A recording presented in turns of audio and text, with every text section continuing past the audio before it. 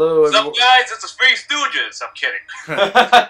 Good one. I appreciate the enthusiasm. Yes, welcome back to another edition, another segment of the Bickering Gamers. Today we're talking about the genre of RPGs, and I think we're gonna like doing these, discussing genres one by one. We already kind of did first-person shooters when we talked about Call of Duty, but I think this will be interesting. I think this will be interesting. Yeah. You know, my favorite RPG is actually Earthbound. As anyone could probably agree. I mean, Earthbound was one of the best games of its era. It's just my opinion. Yeah. But, you know, that's the beauty of this country. Well, let me explain it for the 0.2% of the world that don't know. RPGs stand for role-playing games where you take on a character where you can boost, where you can customize the way he controls, and it's called stats, or for statistics. Yeah.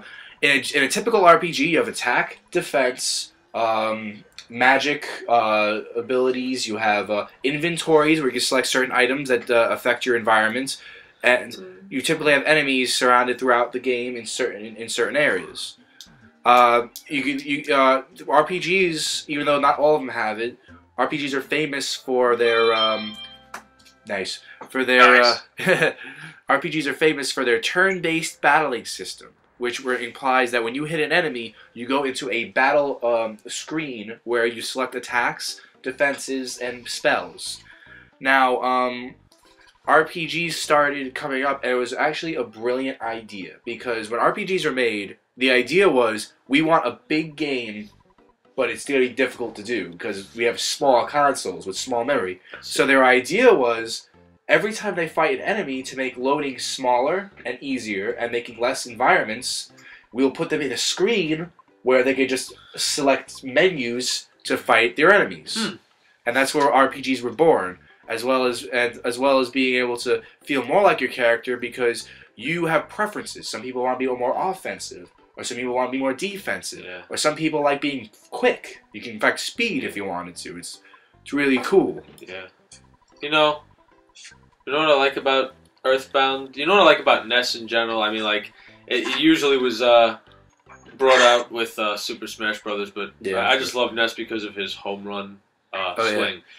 In fact, you know, speaking of statistics, in Super Smash Brothers, the NES's bat is the highest physical offensive move in the game to this day. Causes the most damage too. Huh?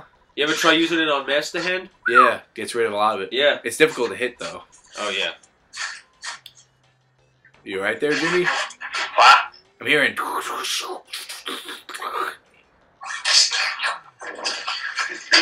Yeah, exactly.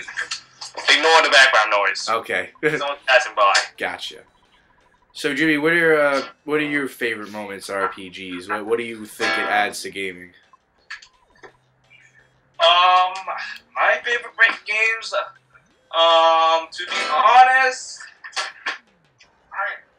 To be honest, I started RPGs with the internet. As you know, there are game companies online that do turn-based RPG games for the web browser. Like, what was that company that made Dragon Quest or Dragon Fable or Adventure Quest? Right. I'm not sure. Rare? No, it wasn't Rare. It wasn't Rare. I think most players recognize him from last summer's. Yeah, exactly. I think I could have sworn it was. No, it wasn't Rare. You know, it's bothering me because I know. As I was saying while I was interrupted. I think they're the makers of Doom, actually. Those who remember him from last year's qualifying round for American Ninja Warrior, right? Summer 2012, know him as Rome, or AJ. Can't remember his last name.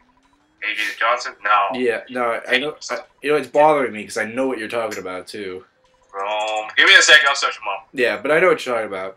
Yeah, MMORPGs are very popular. MMO games are. I know it's not particularly related, but MMO are mass media online games where you can pretty much play the game at the same time of people around the world. Did you know? Okay. Well, sorry. MMOs are most popular for their for making RPGs out of them, because MMO could be anything. You could have MMO first-person shooters, MMO platformers, but it's hard to translate a game with a massive online multiplayer. capabilities. So RPGs are actually the best way to go. Again, it saves load times and it saves environments you have to make. They also do. They also do like combat RPGs. Like I forget. I know this is like a weird analogy because I use the word combat, but Mortal Kombat had a few RPG games itself. I think it was. I'm sure. Sub-Zero Mythologies, Mortal Kombat, Jack Special Forces, which flopped. It was horrible. Just putting that out there. That reminds me.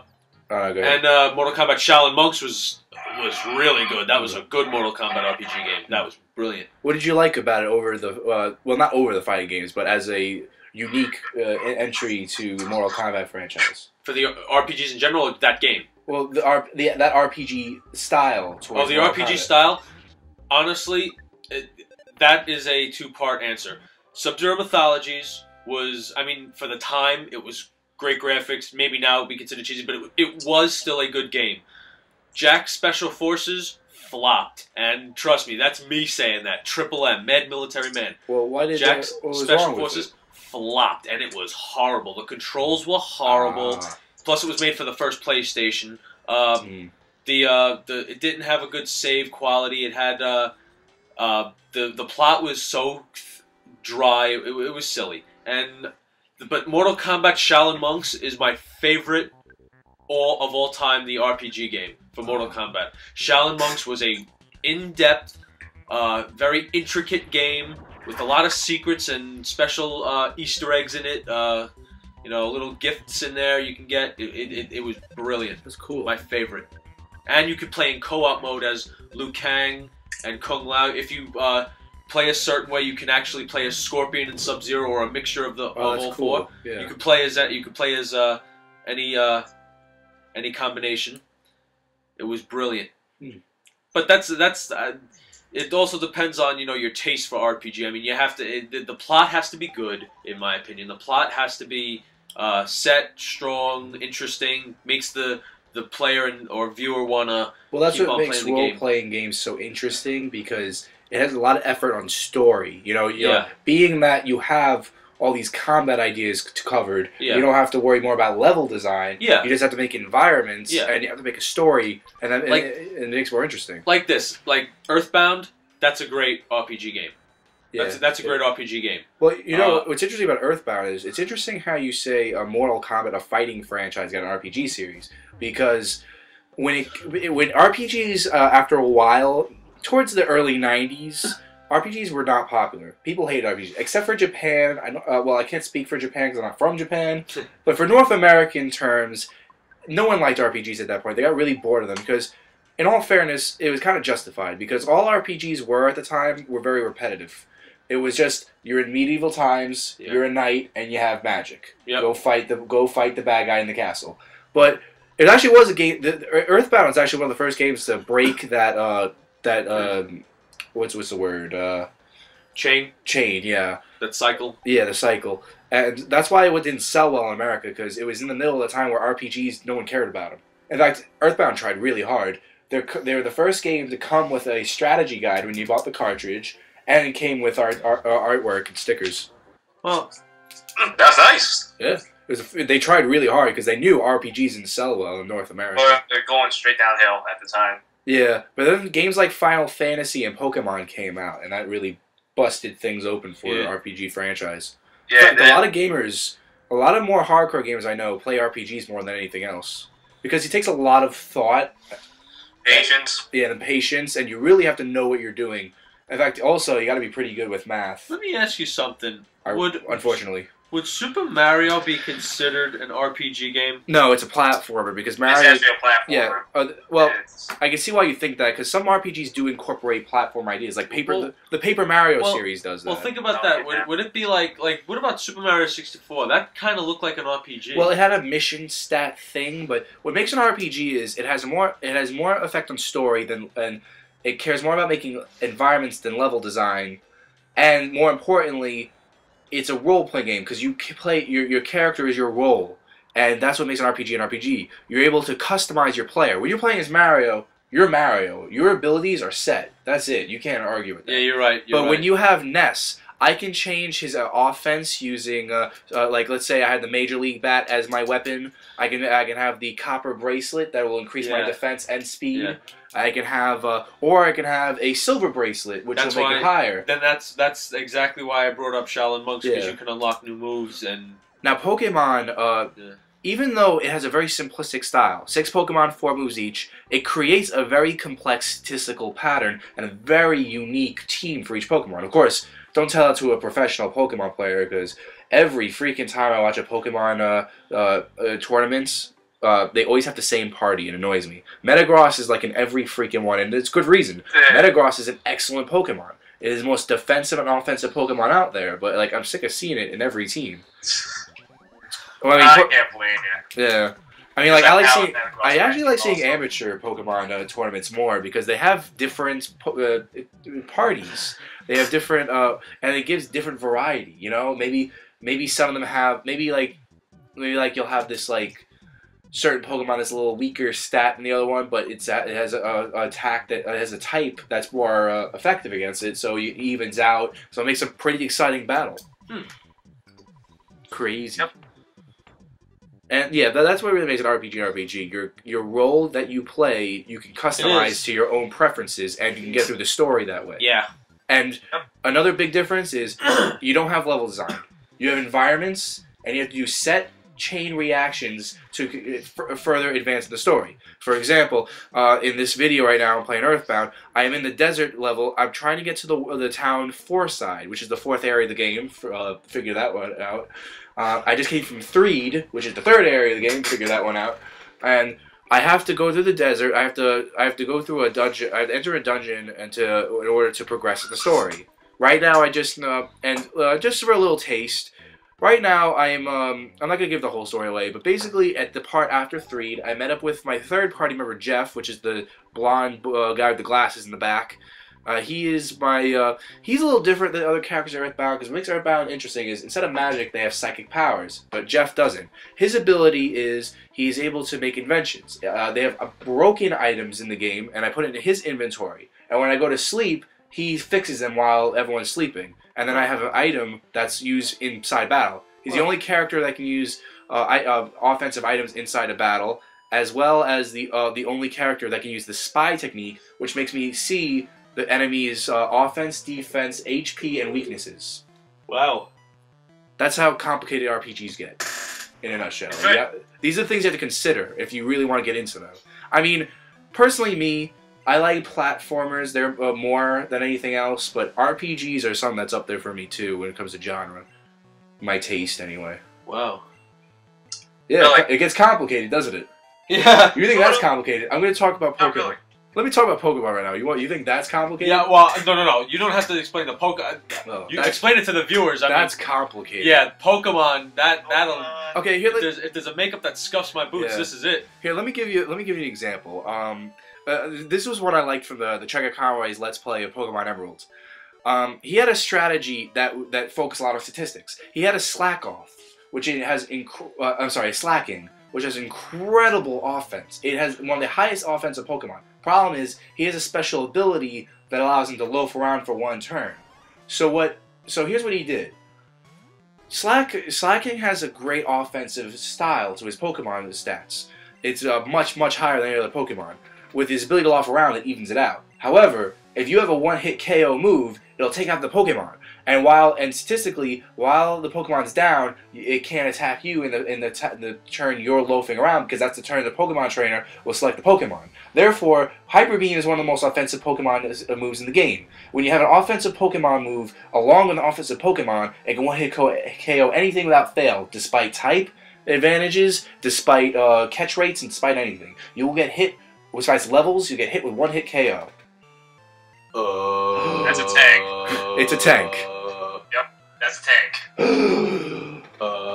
It's a nice strategy. I did something. Short circuit in the brain. I did something similar in my Pokemon Let's Play, where I have a Fearow. Fearow is a very offensive flying type of Pokemon. I taught the move Whirlwind. Now, being that's an offensive Pokemon, Whirlwind boosts it, for 1 turn. I lose a turn, but being that Fearow was also being that I raised my Fearow's defense and had a high defense already, I can take a shot and then I can one-hit KO any Pokemon in the next turn. Cool. Crazy. What do you know about that, huh? Wow. It's something you just gotta pick up after you play a few RPGs, and they're all different from each other. It's a genre that you can really get some variety from. Wow. Well, it's because of story, and like when you're not focusing so much on level design, you don't have to do what other game programmers did in the past. You don't have to focus so much on what works and what doesn't. You just gotta make an environment, make the missions tolerable and fun, and just try to progress in the story. You know, then you have to make the best. Then you want to make the best team. That's why Pokemon's catchphrase was "Gotta catch them all." They want you to see what Pokemon were good, what does what, and they want you to have in your mind. I mean, like. Yeah, you know, this game is they make it so kids can play it, but why do you think most of their fan base are 20 years old? Because we grew up with it, Billy. Guys like us grew up with that. Yeah, but... In our 20s now... Yeah, but in today's day and age, you know... Like, no, these kids today, they don't know what Pokemon is. I'm sorry. If they pick up Pokemon game now, they're going to have a lot of trouble, and they'll probably not like it. And they'll probably not pick it up again, but... When you're an adult and you still keep these kind of games to heart... You go back and man, you slaughter everything because you know what works. You know what to do. I still have my Pokemon Red, Yellow, and Blue. Oh, I have all three. I still have them. I still have them. I have Red and Yellow, but I don't have Blue. Blue is the one I wanted the most. Blue is the best one because it was based on the graphical re-enhancement for the later after Pokemon Green got canceled in Japan. I have all three of them, and you know what? I grew up with that stuff, and I gotta say, call me like an old timer if you want, but I like those better than any of them now. You know, Pokemon's a good example of when I said RPGs very, very much in a style, because there is actually a lot of people I met that said they don't like RPGs, but they will play Pokemon to death. And it's weird, right? Yeah. It's like, it's an RPG, but you don't like RPG because it's a different style. Well, everyone has their own little... Yeah, it's crazy. It's crazy. Pokemon took most of the map out of it. Yeah, it did. Yep.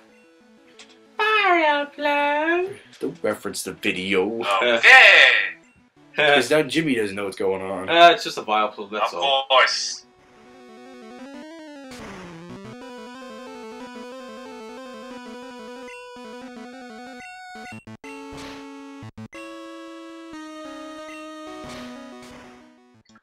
Alright, so, yeah.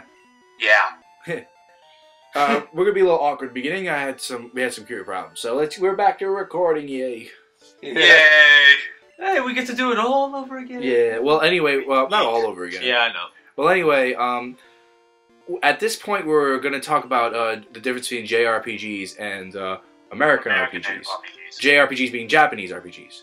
Now, I am not very well informed on the difference. I play a lot of American RPGs, but the Japanese RPG games I play are typically more American-based style JRPGs, which is actually more common than people think. There is actually a lot of Japan actually does. Being that Americans created games in the first place, Japanese always have taken themes from America to make their games. So those are the kind of style I usually play with a JRPG, but. I'm sure Jimmy here has a more informed thing than I do. Alright.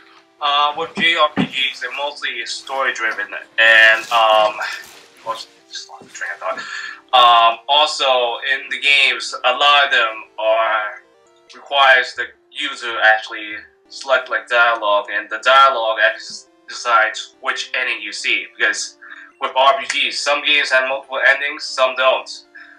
Yeah, and also, a lot of JRPGs are based off shows or animes they have in Japan. Like, I can give you an example. The most popular is Naruto or Bleach, as you know. Yeah. And that's about it. Also, a lot of people have come to me and said, how do you play these games without knowing what's going on?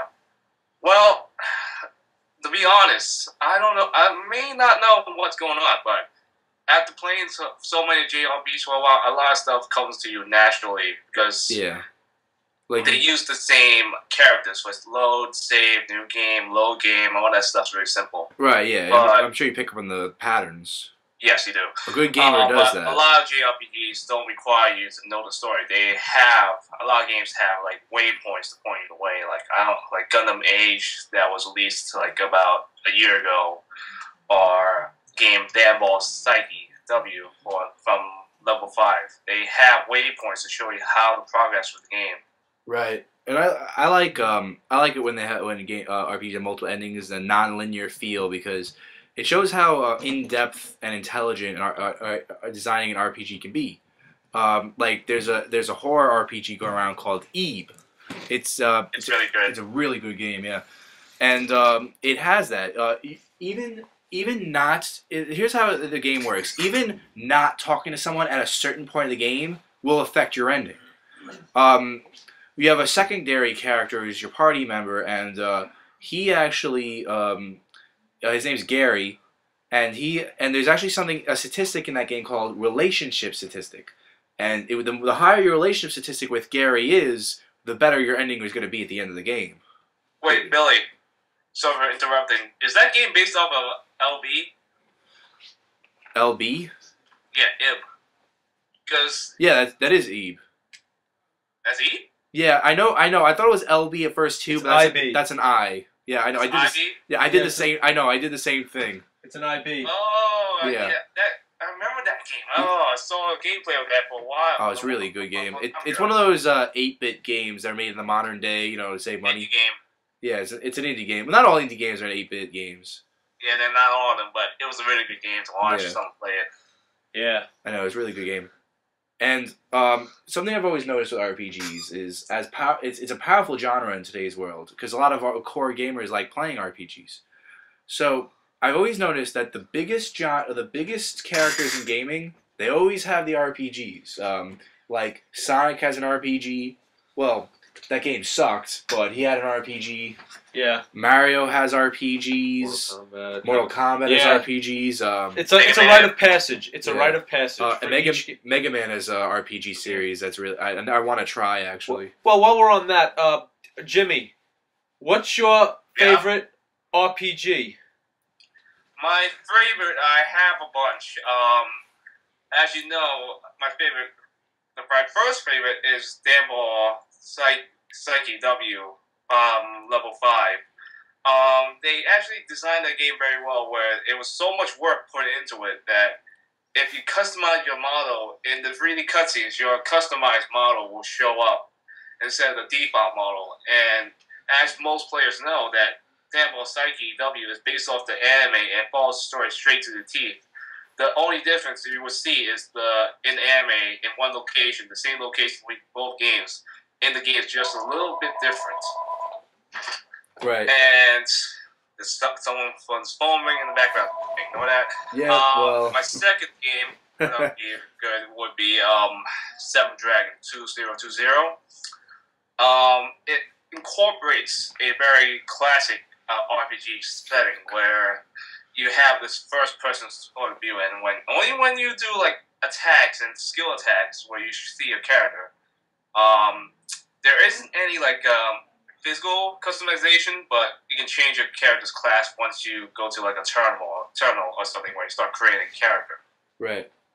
Other than that, real time, as you know, Lord of Apocalypse and any other new games coming out is. With PSP being not so popular in America anymore. Yeah, real time's fun. It adds a lot of environmental things. What about you, VGab? What about you, VGab? What's your favorite RPG game? My favorite RPG series is actually the Paper Mario series. I love Paper Mario. My favorite game, and trust me, I know how hard it is to decide what a favorite game is. My favorite game is Paper Mario: The Thousand Year Door. I love that game. Now what? Are you okay, Jimmy? He's fine. Sorry, give me a second. All right, you keep wrestling that crocodile. I'll just take over. Yeah. This crocodile. Falco, kid. No, but because people don't give Mario RPGs enough credit, because Mario RPGs actually started a interesting turn-based battle technique that a lot of games are copying now, RPGs are copying now, called action commands. It's a unique part of that makes the Mario RPG. All the Mario RPGs do this. Mario and Luigi, Super Mario RPG, developed by SquareSoft, the makers of Final Fantasy, and the Paper Mario series. And basically, the idea is while you're in battle, if you do a certain action at the right time, you either double damage, or if in defense, you put the enemy's damage in half. Like if I jumped on, let's say I'm Paper Mario and I'm jumping on a Goomba. If I press the A button the right time, I jump on him twice, doubling my damage. Or if I had a badge on, which affects my movesets, which I can only, which is limited though through the FP or magic points as they're most commonly known in RPGs. I'll have the power bounce badge, which will allow me to jump on an enemy infinitely until I screw up an action command. The thing is, that badge is limited in reality because the window of opportunity to successfully do the action command gets smaller and smaller, and that's what it's all about. Action commands, a window of opportunity to do them. Some are bigger, like the opportunity to jump on an enemy twice. Some are smaller, like doing which was new to Paper Mario: Thousand Year Door, with reverse attack, super blocks. Which instead of a regular block, which makes Mario put his hat down and half his damage, and take half the damage he takes, if I hit the B button instead, which is a smaller window of opportunity than the regular block, which I just described, I can do half damage back to the enemy and deflect their attack. Now that's what makes the combat so unique. But I just love that game because it has such great. It has an amazing story. Everything about it's just great. I love the characters. I get very invested in that game. More than any other game I've ever played, and that's what I love so much. I love games I get invested in with everything.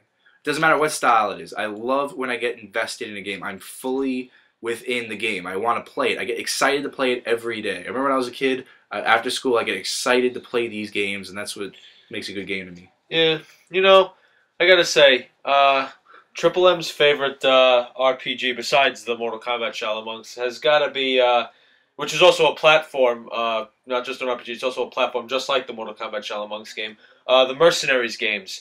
It has the most intricate level designs. Wherever you go affects the game.